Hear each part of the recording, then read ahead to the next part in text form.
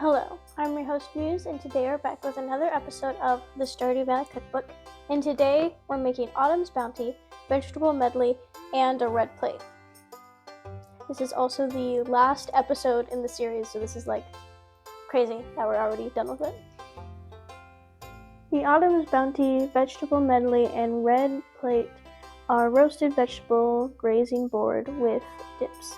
In the game, you get this from watching the Queen of Sauce, and here it makes 8 to 12 servings. First, we're going to preheat our oven to 375, and then we're going to get 8 ounces of sweet potato and 8 ounces of an edible pumpkin, and then peel them and chop them into 3/4 squares, or cubes. That's the 3-dimensional version. Also, these pumpkins are terribly miserable to peel, so do what you will with that. Next, we're going to chop half of a yellow onion and get 3 garlic cloves, but leave the peel on. Into a 9x13 baking dish, we have our pumpkin and sweet potato. We're going to add our onions and the garlic. And then we're also going to add a 1/4 cup of olive oil, 3 tablespoons of smoked paprika. 3 teaspoons. 3/4. There's a 3 in there. 3/4 teaspoons of smoked paprika. Half a teaspoon of cumin, and season it with salt and pepper. And then we're going to just kind of use this rice spoon and just kind of toss it around.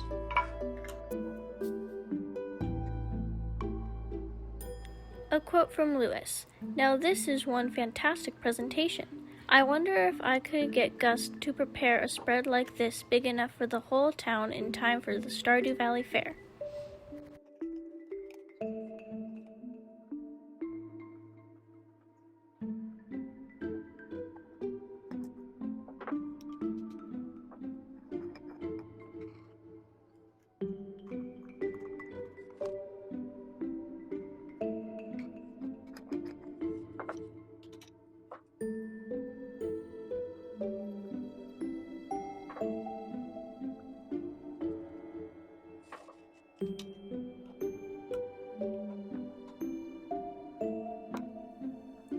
Now we're going to put this in the oven for 50 to 60 minutes until they get tender and slightly browned. And we're going to stir it throughout that.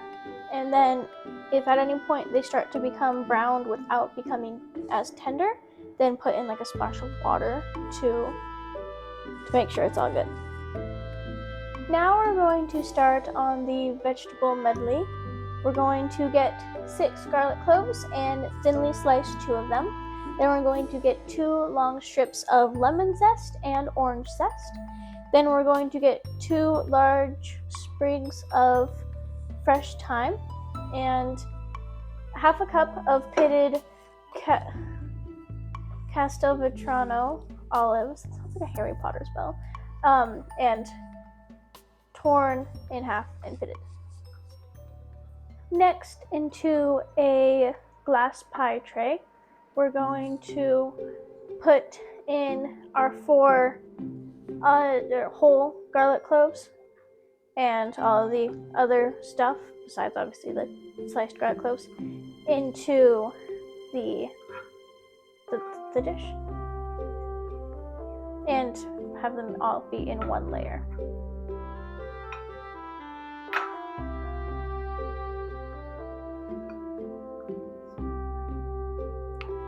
Next, onto that, we're going to add 12 ounces of cherry tomatoes that are still on the vine, and 4 tablespoons of olive oil, drizzled over, and 1/4 to half a teaspoon of red pepper flakes. We set the pie tray aside, and now we have a 2-quart baking dish. We're going to add 3 tablespoons of white wine vinegar, 3 tablespoons of water, a pinch of salt and several grinds of pepper, and 1 teaspoon of coriander seeds. We have powder, so we're probably going to use like half a teaspoon.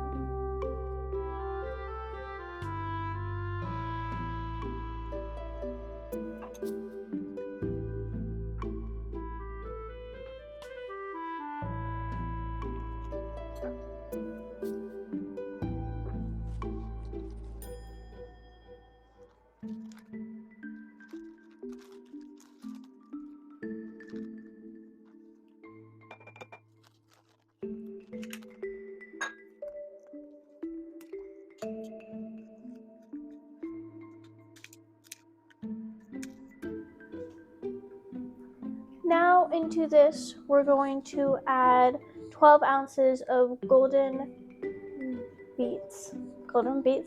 We're going to peel them and cut them into 1.5-inch wedges, and then we'll take the leaves and chop them to get about a cup. We're going to put our leaves to the side and add our wedges into this. And then we're going to put this and the cherry tomatoes in. We're keeping it, the oven is still at 375, and we're going to put these in here we're going to put this and the cherry tomatoes in for 30 minutes with foil on top of this. And then after those 30 minutes, the cherry tomatoes should be kind of like popped. And then we'll take the foils off of this and cook it for another 30 minutes after the tomatoes. And the juices should be like, and the liquid should reduce. Back to the Autumn's Bounty. We're going to squeeze the garlic out of their skins. And then we're going to put them in a food processor. And once all of those are out, we're going to put everything else in here into the food processor. And then we'll just do that first, and then we'll tell you what else to add. Next, into our blender, we're going to add 2 tablespoons of olive oil, 2 tablespoons of water, a 1/3 cup of full-fat Greek yogurt, a 1/4 cup of tahini, 1.5 tablespoons of apple cider vinegar, and a 1/3 cup of smoked almonds that have been chopped.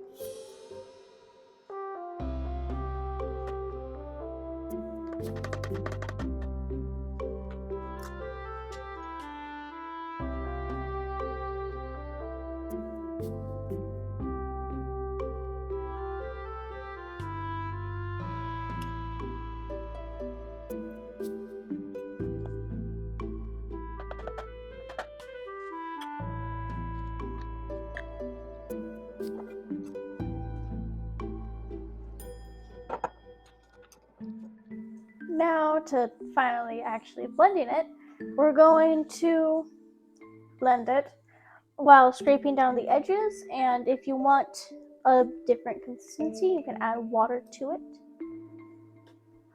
Oh, and then season it with salt and pepper.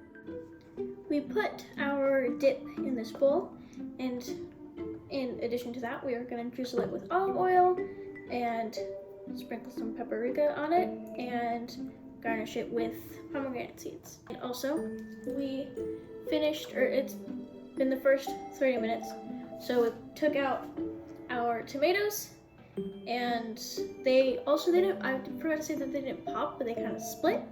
And now we have the beets cooking for another 30 minutes with the foil off. Next, in a medium cast iron on medium heat, we're going to drizzle about 2 tablespoons or teaspoons of oil, and then we're going to add our sliced garlic cloves, and then cook that for 2 to 3 minutes.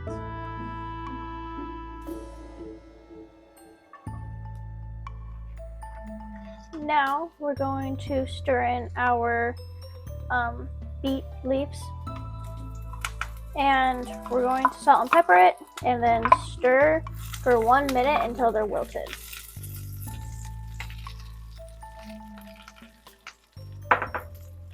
And then we'll remove them from heat.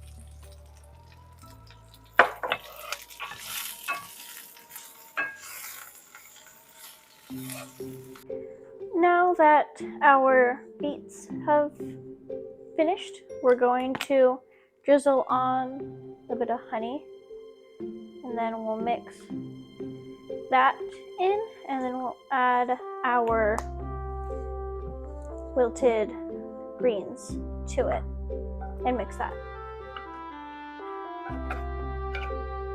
And then this dish and the tomatoes can either be served in these trays, or you can put them in a different bowl, but we're done with them for now.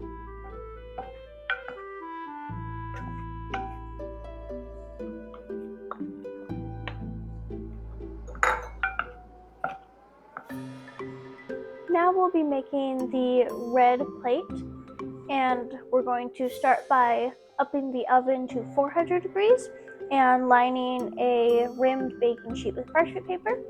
And we're going to get a red cabbage and cut it into 1-inch wedges, keeping the core intact.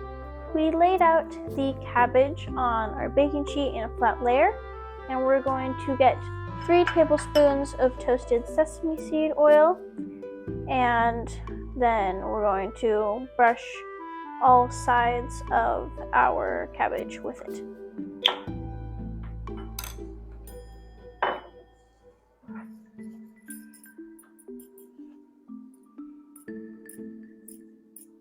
And then season with salt and pepper. Now we're going to put these in the oven for about 20 minutes until some of the leaves start to brown a bit and it gets tender. Now we're going to make a miso cheese sauce for the red plate. We're going to get 1.5 tablespoons of flour, 1 cup of milk, 4 ounces or about half a cup of fontina cheese, and we're gonna grate it on these bigger holes. And over here, 3.5 tablespoons of white miso paste. In a medium saucepan, we are melting 2 tablespoons of butter, which we forgot to mention. And then we're going to add in that flour and whisk constantly for 2 minutes so that all the clumps get broken up. And yeah, that's the first bit. Now we're going to add the milk, and we're going to whisk it until smooth, and then we'll switch to a spatula until it becomes kind of like a pudding texture, which would be 6 to 8 minutes, like a thick pudding. And yeah, then spatula after this and stir constantly. Now we're going to stir in our cheese and miso paste. Also, I realized that I said that the 4 ounces should be about half a cup. I am a liar because I was thinking of fluid ounces and not like weighted ounces. So I'm pretty sure it was closer to like a cup, maybe more. I don't know because we didn't measure it, we just graded it. But just so you're aware of that.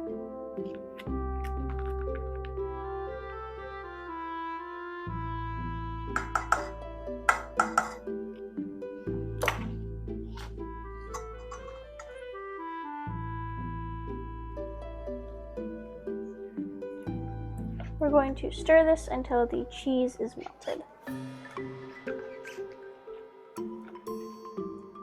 We added pepper to the cheese sauce.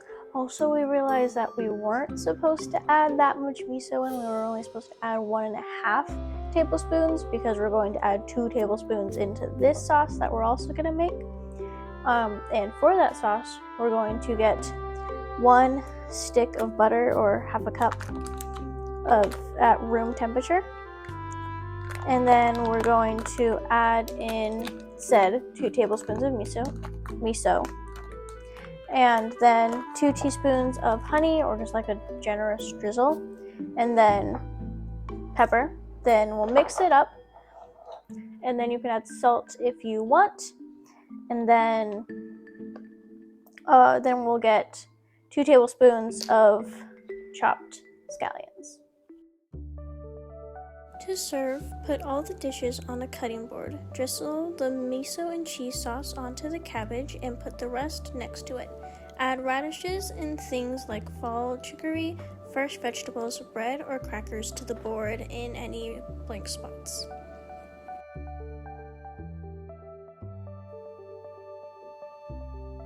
And now it's time to try all this. I'm going to start with the Autumn's Bounty. Just gonna get some of it on a cracker.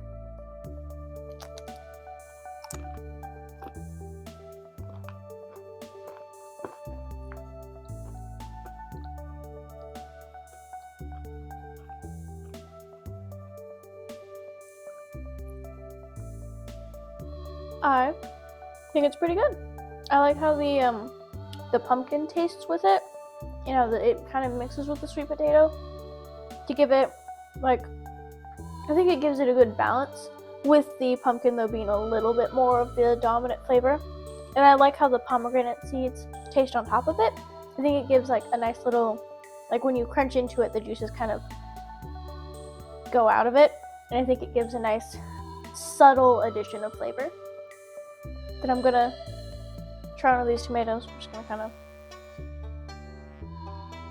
one sec, there's a fork. I'm going to grab a tomato.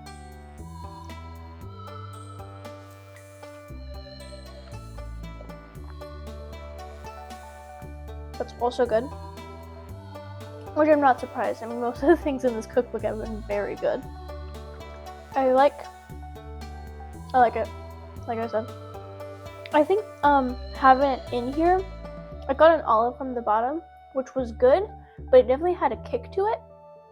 Not like a spicy kick, but you know, just like the flavors were intense. And I still liked it, but it's one of those things where you have to just be aware that it's going to happen. And then I'm going to take one of the beets, try to get a little bit of the greens if I can. Yes.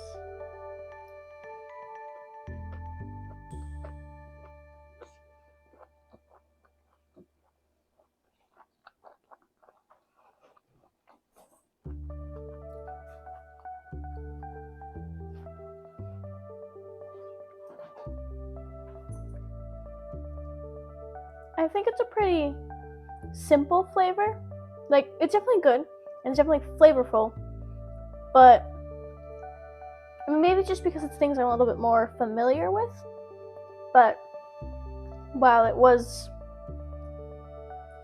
simple, but very good, and I think I liked that a lot about it. Now I'm gonna go over to the cabbage. And this is the stuff that we added a little too much miso to, so I'm a little hesitant. I mean, not hesitant, I'm gonna have it, but, you know, cautious.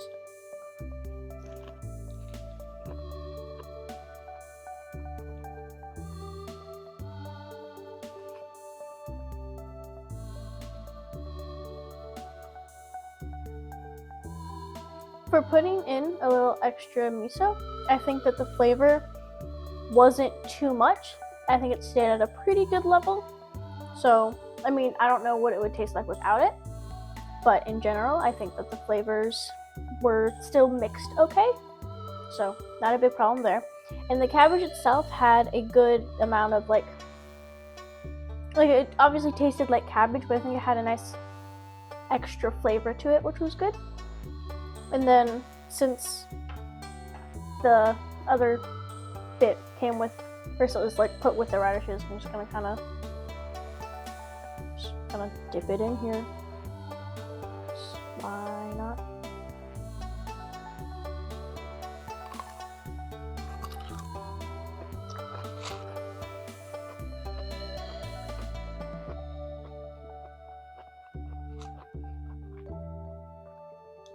It's a very interesting mix, and I like it. The more sweet and like kind of saltiness of the butter mixes well with the more kind of bitter tastes of the radish, and I think that all together it mixes really well. And that, I bet, like if you had bread or used a cracker with this, it would also taste very good. And now you know how to make all of this from Stardew Valley. And if you enjoyed this video, please consider liking and subscribing. And thank you so much if you've been here since any of my earlier videos, because this is the season finale or series finale in my Stardew Valley cookbook. So thank you so much. That's the 13th recipe in the fall section in the last episode of the season.